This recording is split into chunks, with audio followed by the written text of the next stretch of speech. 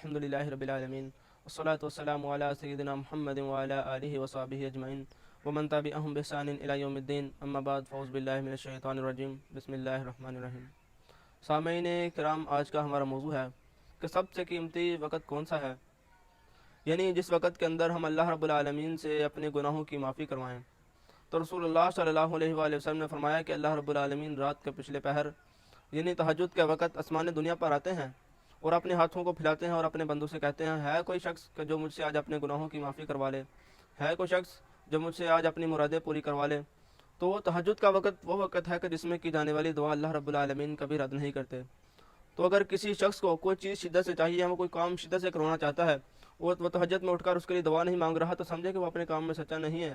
کہ وہ اپنی منزل کو پانے کے لیے سچا نہیں ہے، وہ تہجد میں اٹھ کر اس کے لیے دعا نہیں مانگ رہا۔